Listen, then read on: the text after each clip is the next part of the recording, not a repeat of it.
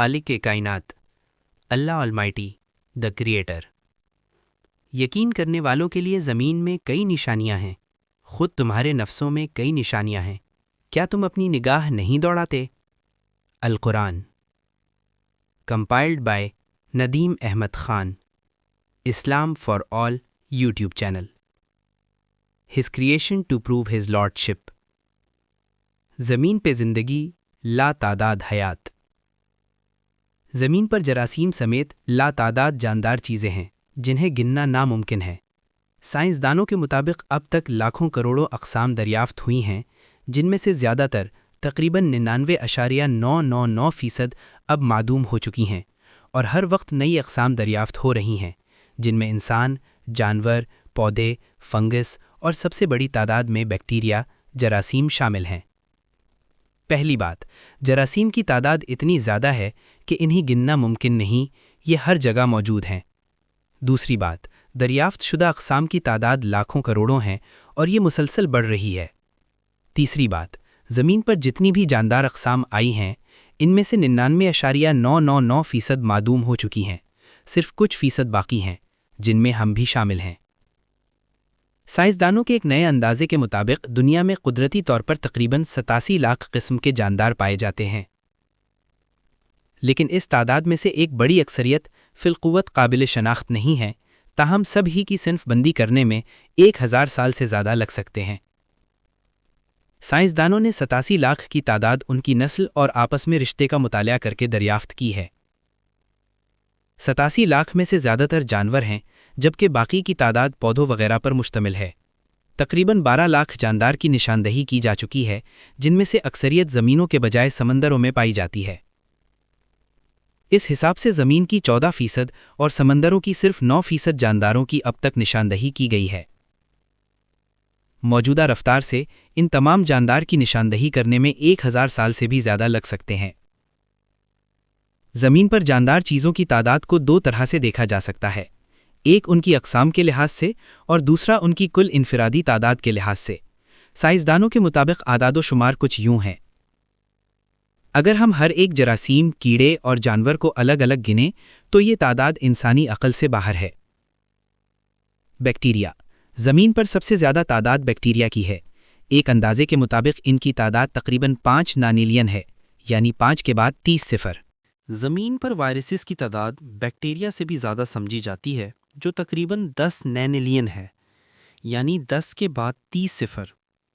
कीड़े मकोड़े, ज़मीन पर तकरीबन 10 क्विंटिलियन कीड़े मौजूद हैं, यानी 10 के बाद 19 सिफर।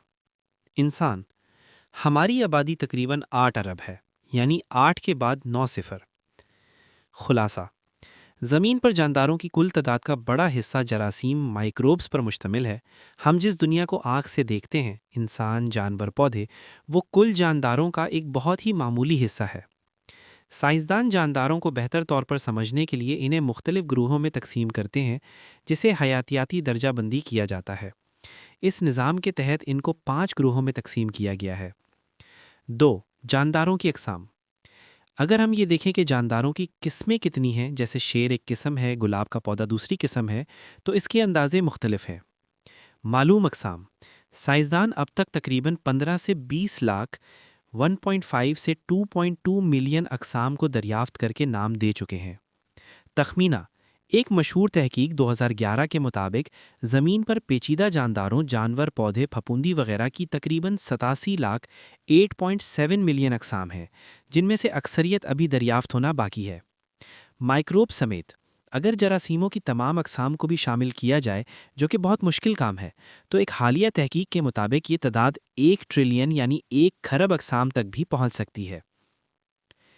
किंगडम मोनेरा बैक्टीरिया, ये सबसे कदीम और सादातरीन जानदार हैं। ये सिर्फ एक खुलिए सिंगल सेल पर मुश्तमिल होते हैं और इनके खुलिए में कोई वाज़े मरकज़ न्यूक्लियस नहीं होता। मिसाल तमाम किस्म के बैक्टीरिया और सायनोबैक्टीरिया, नीली सबस्काई। किंगडम प्रोटिस्टा, ये भी ज़्यादातर एक खुलिए वाले जानदार होते हैं, लेकिन ये मोनेरा से ज़्यादा पेचीदा होते हैं क्योंकि इनकी खुलिए में मुकम्मल मरकज़ न्यूक्लियस होता है। कुछ प्रोटिस्टा पौधों की तरह होते हैं और कुछ जानवरों की तरह। मिसाल अमीबा, एल्जी और मलेरिया का जरासीम प्लास्मोडियम। Kingdom fungi پھپوندی. اکثر لوگ انہیں پودا سمجھتے ہیں لیکن یہ پودے نہیں ہیں کیونکہ یہ سورج کی روشنی سے اپنی خوراک خود نہیں بنا سکتے. یہ گلی سڑی چیزوں سے خوراک حاصل کرتے ہیں. مثال کھمبی، یسٹ، خمیر اور روٹی پر لڑنے والی پھپوندی. کنگڈم پلانٹے پودے یا نباتات. اس گروپ میں وہ تمام جاندار شامل ہیں جو سورج کی روشنی اور کلوروفل کی مدد سے اپنی خوراک خود تیار کرتے ہیں، فوٹوسینتھسس. یہ کثیر الخلیہ ملٹی سیلولر ہوتے ہیں. مثال تمام درخت، پھولدار پودے، گھاس اور جھاڑیاں. کنگڈم اینیمیلیا جانور یا حیوانات. یہ جانداروں کا سب سے بڑا اور پیچیدہ گروپ ہے. یہ اپنی خوراک خود نہیں بنا سکتے بلکہ پودوں یا دوسرے جانوروں کو کھاتے ہیں. انسان بھی اسی گروپ میں شامل ہیں. جانوروں کو مزید دو بڑی اقسام میں تقسیم کیا جاتا ہے: بغیر ریڑھ کی ہڈی والے انورٹیبریٹس.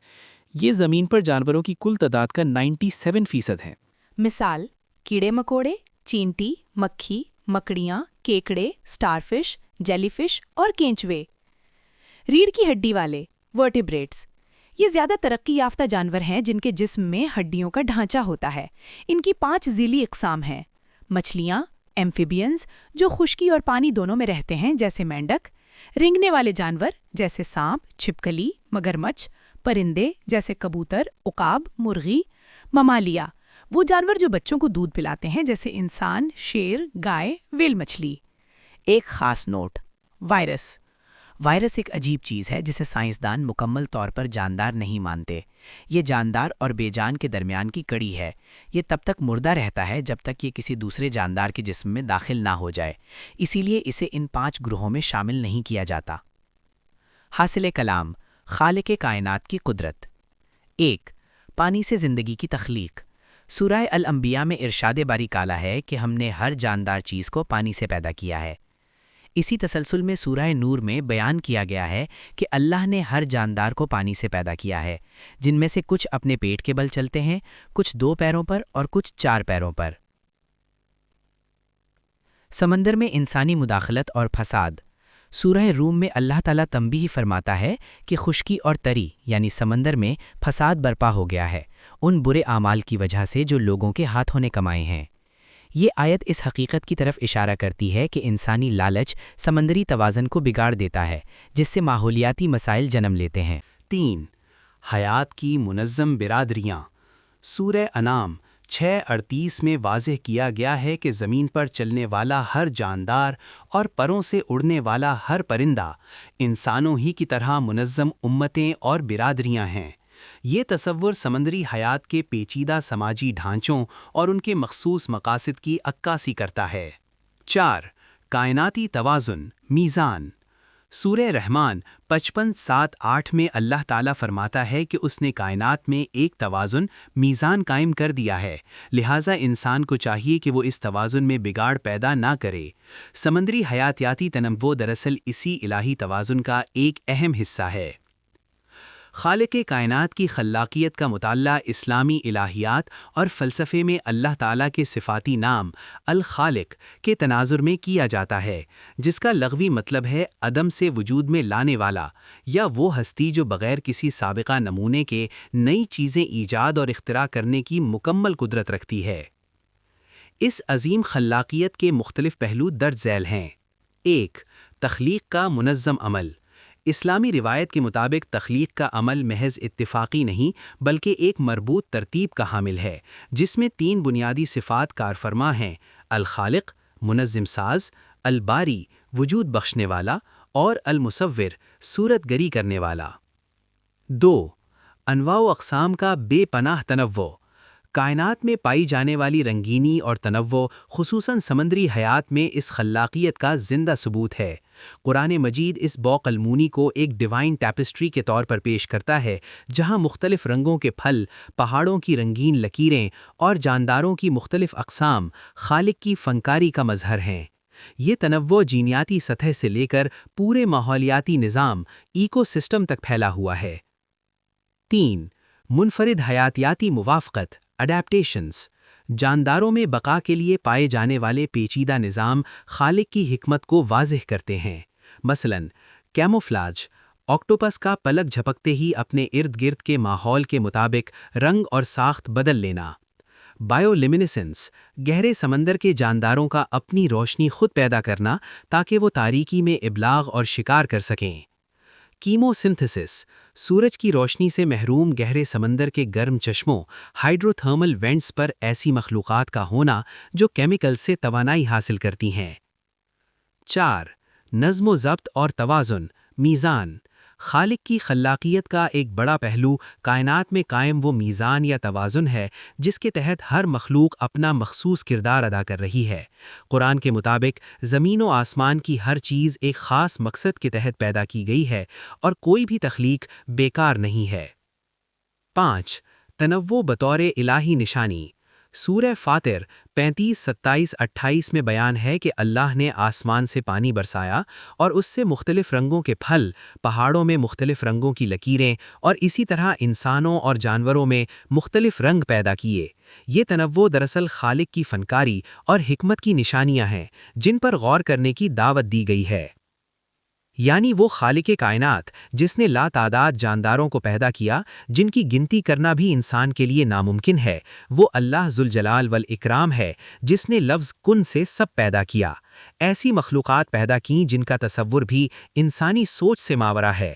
حاصل کلام یہ ہے کہ کائنات کی ہر چھوٹی بڑی چیز ایک ذرے سے لے کر کہکشاؤں تک اپنی موجودگی سے ایک ایسے خالق کی گواہی دیتی ہے جس کی قدرت اور علم کی کوئی انتہا نہیں ہے۔